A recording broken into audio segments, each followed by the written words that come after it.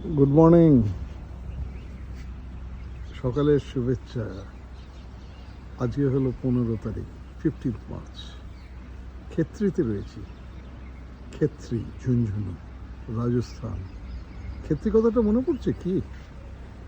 আরে যেখানে অজিত সিং এর প্যালেস, সেই প্যালেসে রয়েছি। অজিত সিং চেনেন না? না, আরে যে স্বামীজিকে নাম দিয়েছিলেন বিবেকানন্দ। বিবেকানন্দ, আসলে ওনার নাম ছিল বিবিসানন্দ। এইখানে এই অজিত সিং, যিনি হচ্ছেন ওনার দীক্ষিত এবং বন্ধুও বটে, পরম বন্ধু, তিনি দিয়েছিলেন এই নাম বিবেকানন্দ। আর এটাই হচ্ছে তার প্যালেস। সেই প্যালেসে যেখানে এই বিবেকানন্দ এসে উঠতেন, এই যে চোখের সামনে, এইটা হলো বিবেকানন্দের ঘর। এইখানে উনি থাকতেন। ইনি 3 বার এসছেন এখানে। ভারত ভ্রমণের সময় একবার, ওনার পুত্র হওয়ার, অজিত সিংয়ের পুত্র হওয়ার পরে আর একবার, তারপরে যখন শিকাগো থেকে ফিরলেন তখন আর একবার এইখানেই থাকতেন। আর এই যে কোর্টইয়ার্ডটা দেখাচ্ছি, এটা কিন্তু একটা ঐতিহাসিক কোর্টইয়ার্ড। এর গল্প বলার জন্যই কিন্তু আজকে এত সব কথা বলছি। ওই সামনে ওই যেখানটায় মেলা মতন দেখতে পাচ্ছেন কি, মেলা, ওই মেলা, হ্যাঁ ওই মেলা, ওটা কিন্তু আসলে পোলো গ্রাউন্ড। রাজাজি, মানে অজিত সিংকে রাজাজি বলতো, সেই রাজাজি পোলো খেলতেন। সেদিনও খুব বৃষ্টি হয়েছিল, আজকে যেন বৃষ্টি হয়েছে সকাল থেকে, খুব ঠান্ডা, জ্যাকেট পরে আছি।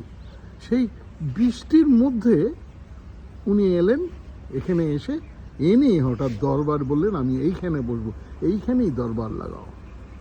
এই কোর্টইয়ার্ডের উপর দরবার, উনি বসলেন। বসার পরে সকলে এসে প্রণাম করতে লাগলো, প্রণামে দিতে লাগলো। এবং রাজনর্তকী এলো, রাজনর্তকী ময়নাবাই বললেন, আমি আপনাকে একটা গান পেশ করতে চাই।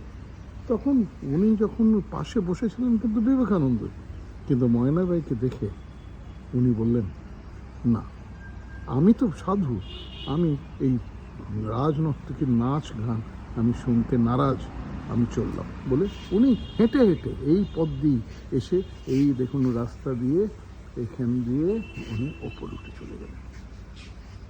নর্তকী তখন ভীষণ ব্যথিত।